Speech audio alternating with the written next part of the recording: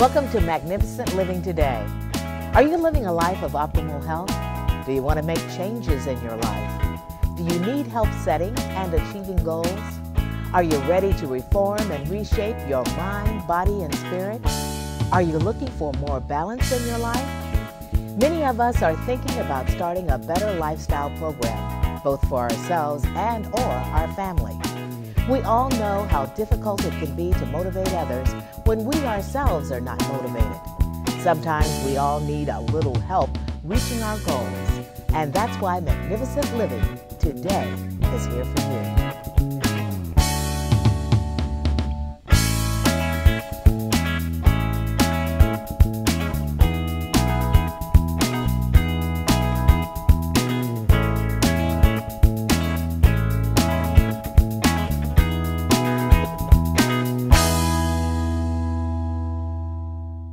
Welcome to Magnificent Living Today.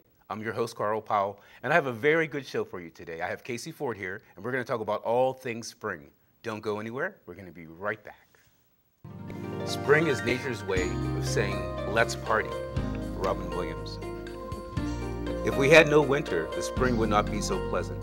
If we did not sometimes taste adversity, prosperity would not be so welcome. No winter lasts forever. No spring skips its turn. Spring shows how God can change a drab and dirty canvas. Garden 2012. Plant 5 rows of lettuce. Let us be faithful. Know that doubt is faith's twin sister. Let us be kind to our bodies. Let us be patient with our progress. Let us be forgiving. Let us honor where we are today. Plant 4 rows of squash. Squash ignorance. Squash excuses for not taking better care of yourself. Squash self-loathing and start self-loving. Squash hatred in any form. Plant 4 rows of peas. Peace in mind, peace in body, peace in spirit, peace in the world. Plant 5 rows of beans. Being trustworthy, walk your talk. Being in control of your physical, mental, and spiritual health. Being mindful not to be mindless. Notice any negative thought patterns. Being the benefactor, find the good in all situations. Being honest with yourself and with others. No garden is without turnips. Turn up for service. Turn up for the ones we love. Turn up for classes. Turn up to vote. To conclude our garden, we must have time. Time for giving to yourself and to others. Time to embrace our inner child. Smile with your whole face. Time for family and friends. Time for exercise. Time for meditation and reflection. Time for magnifying each magnificent moment. Water freely with patience and cultivate with love. You are magnificent. You are powerful.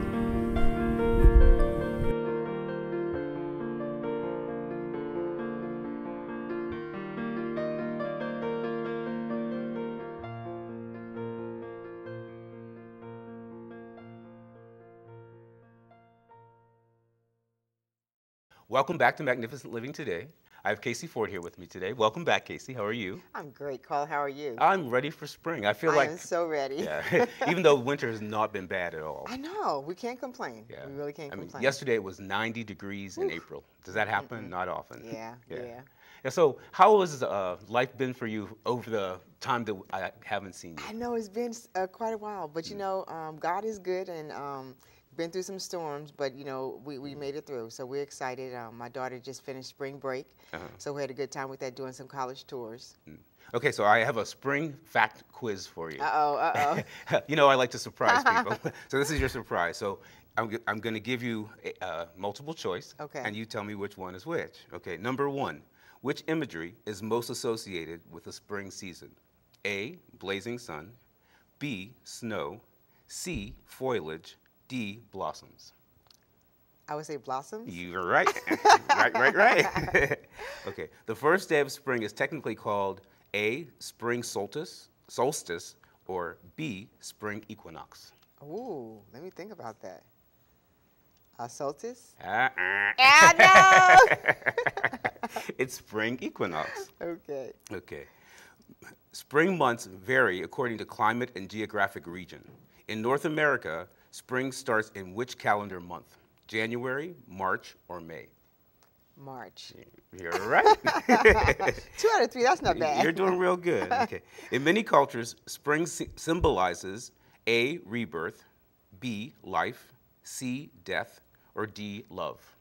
Ooh, I'll go for B. Yeah, okay, well, you picked, actually it says here rebirth. I say love because spring fever Yeah, is love, right? right. So when I say I have spring fever, it doesn't mean that I'm catching a cold. Right, right. It means that I feel like making love, you know?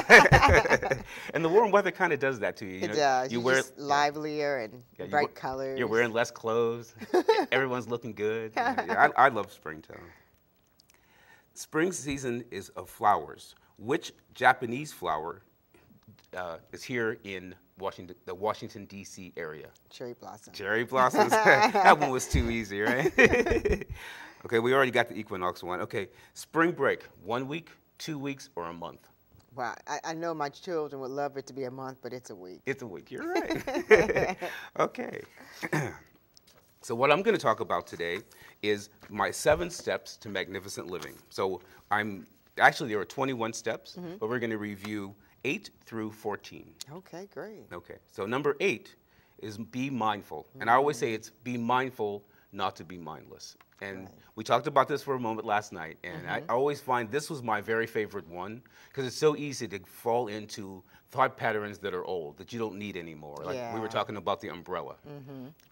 Can you tell me anything that happens in your life that represents a time when you thought to yourself, okay, this is what is coming into mind, but I know better than this? Doubt, you know, doubt just kind of creeps itself in sometimes, and I just have to really push it away and just keep pressing forward. I always find that I love stories, and in my life I've had the opportunity to live some of the most amazing, funny stories. And probably 15 years ago, I went to Birmingham, Alabama. Had never been to the South, my first trip to the South. And I'm there, and a husband and wife pick me up at the airport, and they're just as nice as they can be. And they take me to their house, and at that time I was on a special diet. I would only eat this or only eat that. So they asked me what I would eat. And the husband and wife went to the store, and you know, they have those great big porches in Birmingham. Oh, yeah. So I'm sitting on this great big porch with this 10-year-old boy, and we're talking, and we're having a nice conversation, and he looks at me and he says, you know, when I'm 15, I'm going to quit school. Oh. And I said, oh, no, you really don't want to do that. And he looked at me and he said, well, my mother told me all N-words, quit school. Oh. And I looked at him, and that just came out of the mouth of babes. But for the rest of the weekend, I had to work with that woman knowing that the N-word was close to the tip of her tongue. But what it taught me was not to judge her, not to judge him, simply to go into the situation and say, how can I make it better? Right. How can I, at the end of the day, make her feel like I didn't quit school? And I sat down and talked to the little boy and said, you know, I'm always learning. I think life is about learning.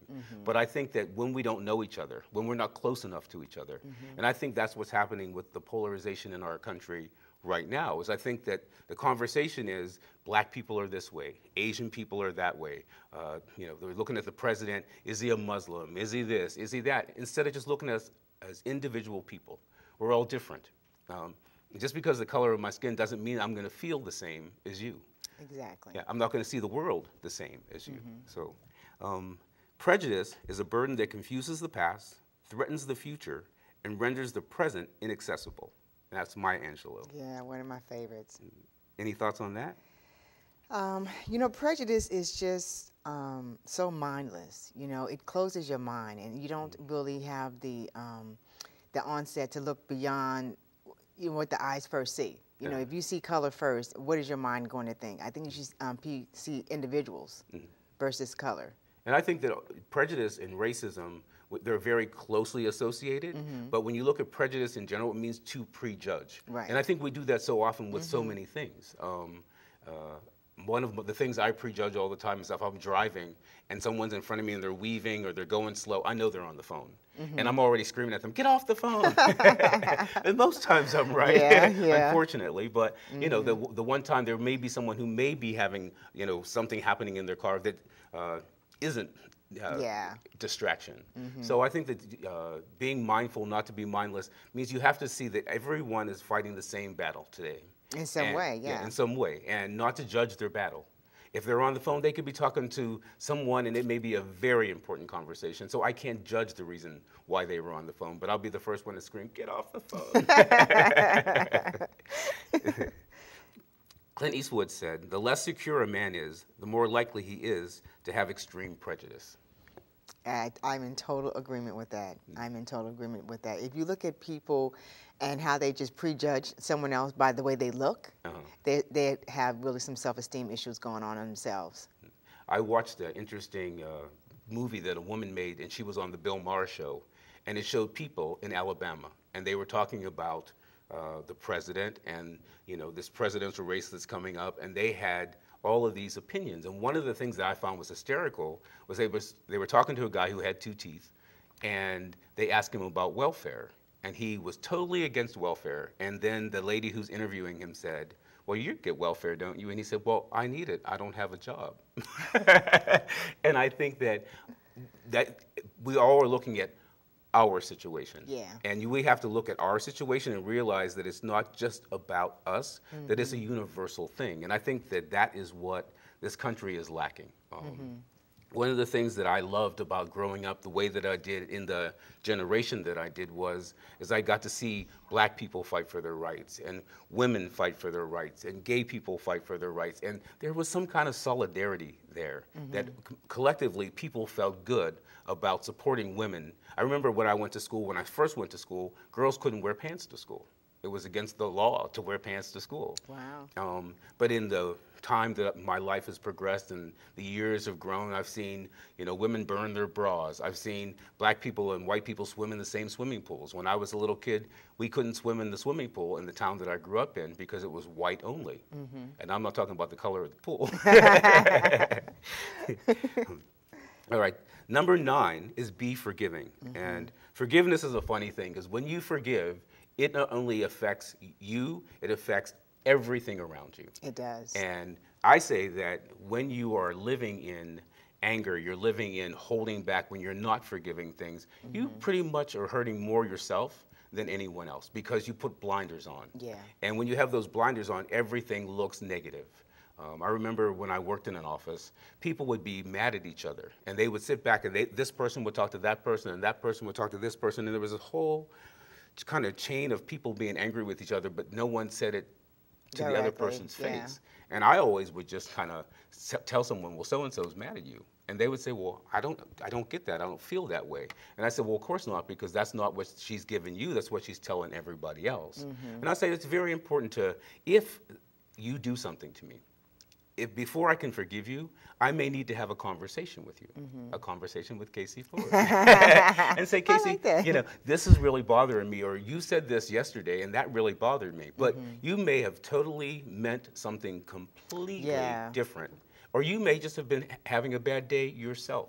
And we all have bad days, and I can't equate your day to my day. So just because I'm having a great day and then you say something negative, I can't say, "Casey's always so negative. I'm just angry with her." I can say, "Well, maybe Casey's having a bad day, and maybe I could be a little bit more forgiving, a little bit more understanding." And I think that forgiveness and understanding, they work hand in hand. Oh, yeah, most definitely. I mean, when you forgive somebody, you are just releasing those emotions, and it gives you a fresh start. And it's a fresh start is always that spring, right? Yeah. Spring is all about that fresh start. Forgiveness is the sweetest revenge. I think that's a nice statement because oftentimes when someone is being nasty to you, when you just look at them and say, "You know what? I forgive you for being that way," or I forgive you for treating me that way," because it makes them have to pause and think, "Am I treating you this way, and why? Why am I doing this?" Because a lot of times people are angry and they have no reason whatsoever why they're angry with you. It may be they don't like the color of your jacket today. I love it, by the way. Thank you. Number 10 is be giving. The manner of giving is the most important part of the gift. Because you can give something with a free hand, you can give something because that's what you want to do, or you can give because you feel like that's what you must do. And I always say that when you are a cheerful giver, it changes the whole gift. It changes the way that I give, and it changes the way that you receive. Yeah. And I also think that it's important to realize that I may give you a gift, but it doesn't matter what gift I give you. It's the gift that you actually take time to receive. Yeah. Yeah. Yeah, and I think giving is it's a gift. You know, some people are just not givers. Yeah. That's not their gift. But when it's your gift, you give it and you're just excited and you don't want anything in return. And that's what giving is, because giving is not expecting anything in Yeah. return. And then if you get something in return, it's a surprise. And life is wonderful when you get your surprise. Yeah. Yeah, it is. All right, we're going to take a little pause here, and we're going to be right back, and we'll finish our 7 steps to magnificent living. Don't go anywhere. Maya Angelou tells us that prejudice is a burden that confuses the past, threatens the future, and renders the present inaccessible. The less secure a man is, the more likely he is to have extreme prejudice, says Clint Eastwood. And Ambrose Bierce, prejudice, a vagrant opinion without visible means of support. Forgiveness is a funny thing. It warms the heart and cools the sting. William Arthur Ward. Forgiveness does not change the past, but it does enlargen the future. Paul Bowes. Forgiveness is the sweetest revenge. Isaac Friedman. All forgiveness is a gift to yourself. Forgive all who have offended you, not for them, but for yourself. Harriet Nelson. You will find more happiness growing down than up. In every real man, a child is hidden that wants to play. The great man is he who does not lose his child's heart. An essential aspect of creativity is not being afraid to fail. A great book provides escapism for me. The artistry and the creativity in a story are better than any drugs. A hunch is creativity trying to tell you something. You can give without loving, but you cannot love without giving. The paradox of gifts. I know what I have given you. Do you know what you have received? Dr. Sun Wolf. The hunger for love is much more difficult to remove than the hunger for bread. There is no surprise more magical than the surprise of being loved. It is God's finger on man's shoulder. Welcome back. I'm here with Casey Ford. Casey, tell us about your book. We haven't even talked about your book yet. Yeah, it is Showers of Blessings, Rain Gear for the Soul. And as they say, April showers. Bring May flowers, that's right. But it's an inspirational book and it teaches people to step out of fear and walk by faith. So I'm really excited about it. We've touched on some of the topics. You know, we talked about forgiveness and love, and one of the sections I have in here is love and forgive yourself. And I think it's important that we learn to do that for ourselves, because sometimes we can forgive other people, but we forget to forgive ourselves. And we get in that stuck mode. But the book also comes with an audio CD in the back, and so it has me actually reading the book.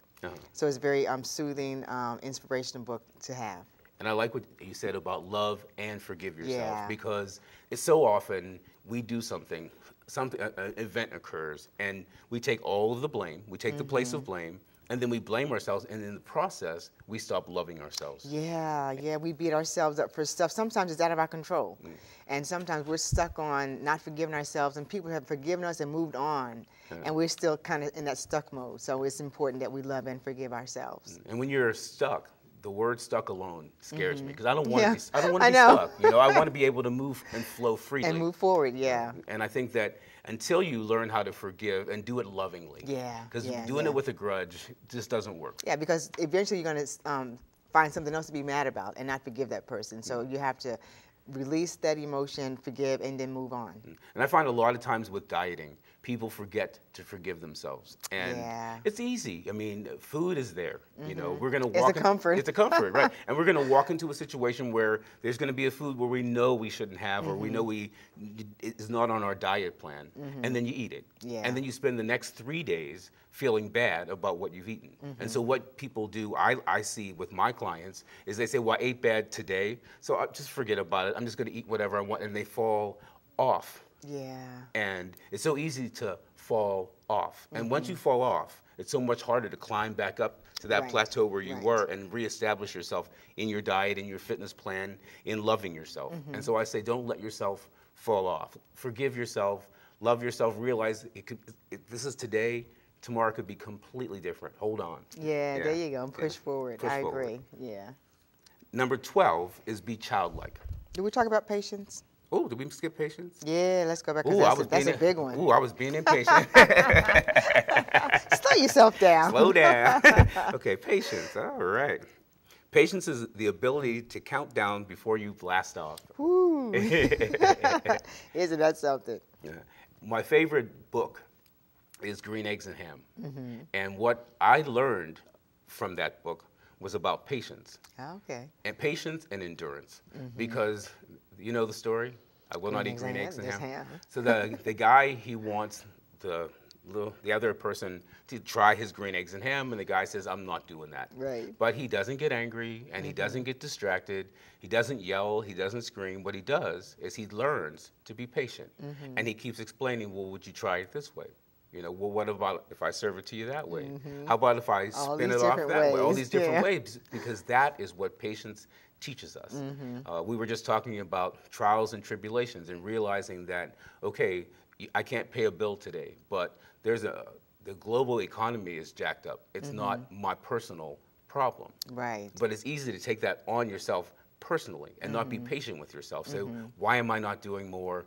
I should be doing more. Last year I was doing more, because life happens in different size steps. Yeah. And people get used to taking giant steps. And then all of a sudden life throws a banana peel underneath your shoe. And you slide and you slip. And when you get back up, you might have to take baby steps for a little while. And I find that, especially with people who I say are high achievers, I find they have the hardest time reducing the size of their steps. Yeah. And not every day is going to be the same. Some days I'm going to blast forward, and for weeks everything's just going to move quickly. Yeah, you're in your flow. I'm in my flow, and then all of a sudden I get a block and things slow down. But I can't take that upon myself. I'm not bad. I didn't fail. No. The pace slowed down. And sometimes in those slow steps, there's so much to be learned. Yeah. Because there are things that we miss They're over going on too the fast. sides when Yeah. we're going too fast. Yeah. So Yeah. sometimes patience is just about slowing down and realizing that there's lots of information in patience, in taking it slow and taking it step by step by step. I was so ready to get to be childlike. I know. That's number 12. I love be childlike, because so many me people too. say, I remember when I was a little kid, people would say, you're too old to be doing such and such. Yeah. You know, or, you know, you're... Grow up. Yeah, you grow up, or, you know, you're 14 now and men don't cry. And I remember my family used to say that to me all the time, men don't cry. And for 10 years of my life, from the time probably I was 16 to 26, refused to cry. Not in public anyway. And it held me back. It didn't allow me to express, and it didn't allow me to feel. When I finally got to the point where something happened in my life and I just cried, I thought, oh, wow, how much better do I feel now that I've just released, I let that go, and now I feel better. And sometimes it's okay for us to cry, because crying is it's a natural response to things that are happening. Babies cry all the time. And I love that children, when they fall down, they get right back up. And keep on moving. You know, interesting. I lived in Germany for a while. And German people are very much, if they trip, they don't want to acknowledge it. So the word in German for careful is Vorsicht. So I would watch people trip, and then I would tell them, Vorsicht, like careful. And you would see the anger on their face, like, you noticed that I tripped. And kids don't care about that, because it's something that you can laugh off. Right. And I think in life, learning how to laugh things off, learning how to cry and express. I think it's precious when you go to the store and you see the kid in the candy aisle and they are grabbing the candy and their mother says no, and they scream and cry and stomp. See, we can't do that as adults, because they'd be calling the loony bin, like, could you come pick her up? She's in there screaming and crying. But that's a natural reaction to not getting what you want. It might be a natural reaction to feeling bad about whatever's happening at the moment, but it's okay to just drop everything. Okay, you can't go crazy like a child. But you can still laugh. You can. And I mean, laughter is just like a part of life, and it's a natural emotion. And I think we don't laugh enough. And smile with your whole face. The whole face. Yeah, because you see people that just kind of, that's funny, or that. I laugh all the time. All the time, every day. Every day, and that's my medicine. The best medicine, if I'm feeling bad, I will turn on something funny, and I will always choose, if I'm feeling bad, if I turn on the television, I will always choose something that's going to make me laugh. Yeah. Something that's going to not take me back into where I was, not something that's going to make me look at doom and gloom. I don't want to look at that. Yeah. You know, I can handle that when I'm feeling good. But when I'm not feeling good, the best thing I can do is find something that's going to make me laugh. Yeah. Call somebody up. I have friends that always make me laugh. There you go. And You always have to have that friend in your back pocket. yeah. You know, and I'll call them up and I know I'm feeling bad and I'll explain it to them and within 10 seconds, we're laughing. Yeah. Wow. The other thing is, you know, children, they just start dancing at any, they hear a song, they just start wiggling around, no matter where they are. Yeah, let it go. I do that too. Yeah, I do too. I don't want to let that go. Yeah. I really do try to live by the theory that if I live my emotions, that I emote, that I'm living, that I'm alive. Yeah. I don't ever want to be bottled up, you know, So tight. so tight, so I can't act this way or I can't be this way Exactly. that I feel bad or that I actually make other people feel bad around me. I remember when I was really into the whole diet, you must eat this, you can't eat that, I would make other people feel bad. Oh, okay. And being a child has taught me that children just laugh at it. You know, if you can tell little kids, don't eat this and don't eat that, children eat what they want to eat. I mean, you can guide them, but they're going to see that commercial and they're going to want to go to McDonald's. They're going to want to eat the things that they may not be the best thing for them. But that's our job then, is to teach them moderation. Right. Yeah. Okay, number 13 is be creative. I find, excuse me, for myself, that when I get in a rut, I have a friend and her name is Audrey, and she knows how to fix anything. She knows how to make anything. She actually made this sign for me. Oh, very nice. And I'll call her up and I'll say, you know, I have this problem. I want to try to do this. And she'll tell me, her favorite thing to say is, well, all you need to do is. Don't you get it? Yeah, don't you get all you need to do? So she always, the bottom of my car was falling off one day, and I was like, oh, it's just a little piece of plastic, but I was all ready to take it to the shop. And she looked at the bottom and she says, no, all you need to do is, and she got under there and showed me how to just take a little monster tape and tape that little piece back, and a year later, you know, it's still there and my car's working perfectly. Wow. But learning how to look at things creatively instead of following the manual, kind of. Like life has this manual and you think you have to follow it. But sometimes just being a little bit creative. Instead of looking at the sign and saying, okay, how can I frame this? She had a whole different concept. I like that. And I walked into the room with one idea and left with 10. Ah, And I love that. And now she has me digging through the trash because I'll see something in the trash and I'll think, oh, if I take that and I do this and I cover it this way, my creative brain turns on immediately. Yeah. And creativity is a practice, it's a habit. And when you stop being creative, that's when your creative juices kind of. Yeah, and it allows you to express yourself freely, you know? Yeah. Creativity for me allows me to look at life with a more positive attitude because if I can't buy it, I can create it. There you go. And that's one thing, you know, with jewelry, with clothing, with, you know, because I remember when I was a little kid, we didn't have all the clothes in the world, but I remember that my aunts were very creative, and they would go shopping together, and they would buy us little pieces that, you know, as a child, you don't know that. Yeah. But, you know, but they bought us little pieces. This was nice, and this was maybe cheap, and this was nice, and this was maybe cheap. But they creatively created a wardrobe for us. And for me personally, clothes became very much a part of how I felt about myself. When I felt really good, I would get dressed up. That's the way I was raised. And when you feel bad, you catch yourself in those sweats and in those, you know, the baggage, which isn't bad, but I'd much rather be dressed up. Oh, yeah. Number 14 is being loving. And we already talked about being loving. Being loving not only to the people around you, but start with yourself. Yeah, love yourself. Yeah, because self-love, that's where it all begins. If I can't love myself, I cannot possibly love outside of myself. And loving yourself is not easy. It's not automatic. We're not taught to love ourselves.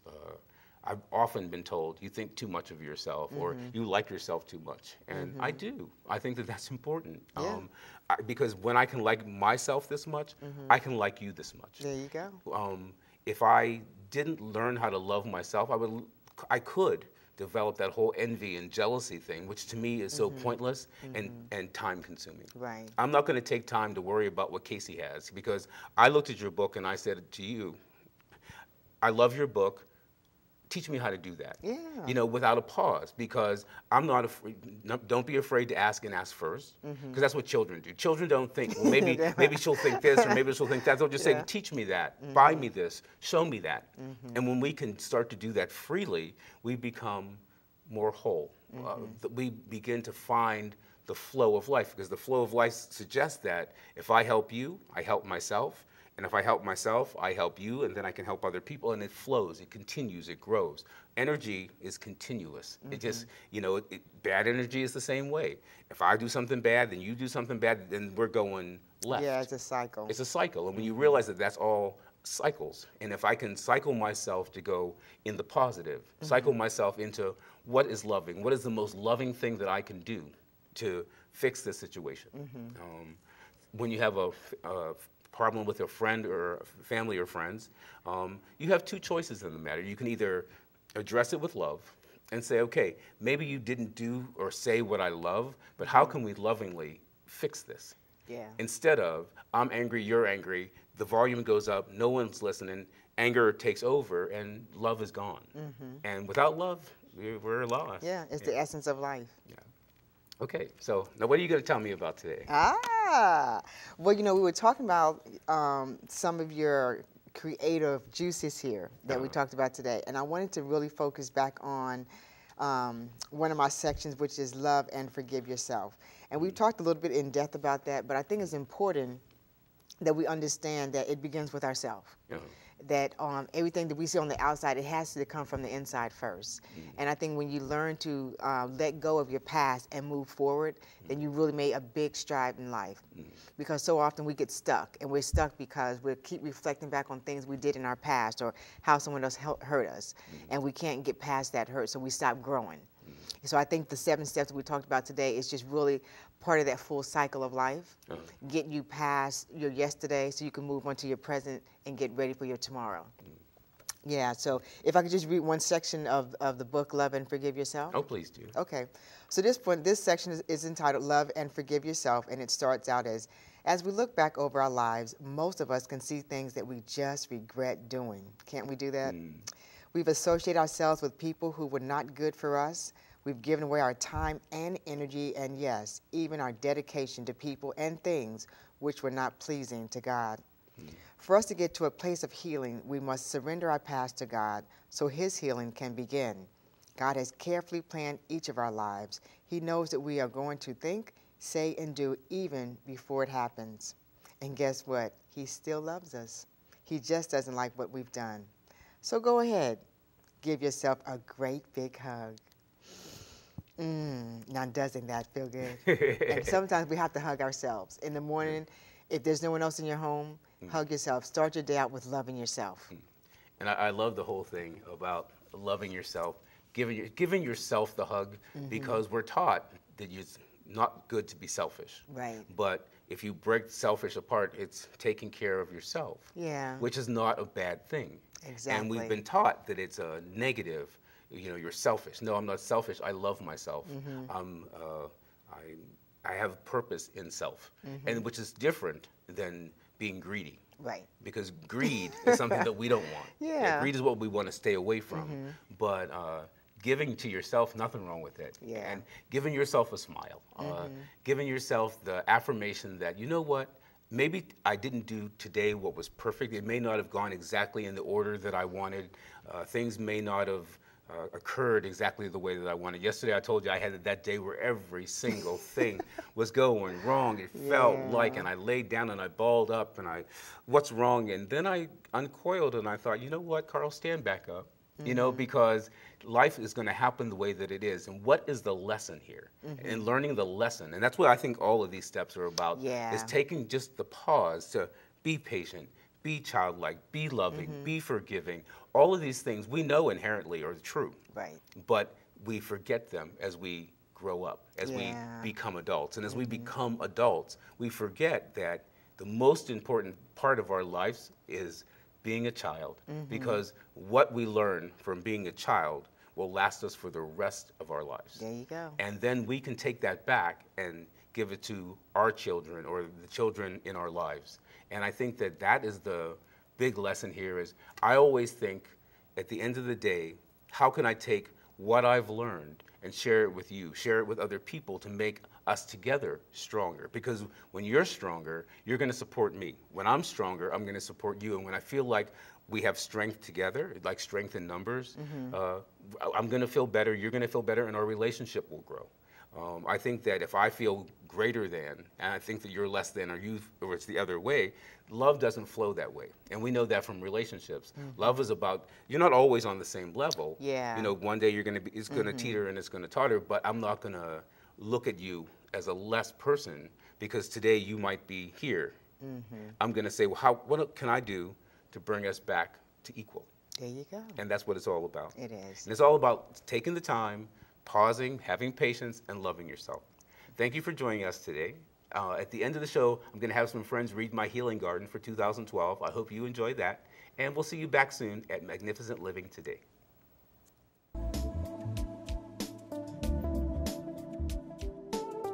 So I asked a few friends of mine to help me read my healing garden for 2012. Every year I have a great time writing it myself, so this time I thought I'd ask for a little bit of help. So I had a few people read it, we read through it, we made our mistakes, we made a few changes. Healing Garden 2012, here we go. Hope you enjoy it. The Healing Garden 2012. Plant 5 rows of lettuce. Let us be faithful. Let us be kind to our bodies. Let us be patient with our progress. Let us be kind and forgiving. Let us honor where we are today. Plant 5 rows of squash. Squash ignorance. Squash excuses for not taking better care of ourselves. Squash self-loathing. Start self-loving. Squash hatred in any form. Plant 4 rows of peas. Peace in mind, peace in body, peace in spirit, peace in the world. Plant 5 rows of beans. Being faithful, trust completely, know that doubt is faith's twin sister. Being fit to be in control of your physical, mental, and spiritual health. Being mindful, not to be mindless, notice any negative thought patterns. Being the benefactor, be a winner, find the good in all situations. Being honest with yourself and with others. No garden is without turnips. Turn up for service. Turn up for the ones we love. Turn up for classes. Turn up to vote. To conclude our garden, we must have time. Time for giving to yourself and to others. Time to embrace the inner child, smile with your whole face. Time for family and friends. Time for exercise. Time for meditation and reflection. Time for magnifying each magnificent moment. Water freely with patience and cultivate with love. You are magnificent. You are powerful. Water freely with patience and cultivate with love. You are magnificent. You are powerful. Water freely with patience and cultivate with love. You are magnificent. You are powerful. Water freely with patience and cultivate with love. You are magnificent. You are powerful. You are magnificent and you are powerful.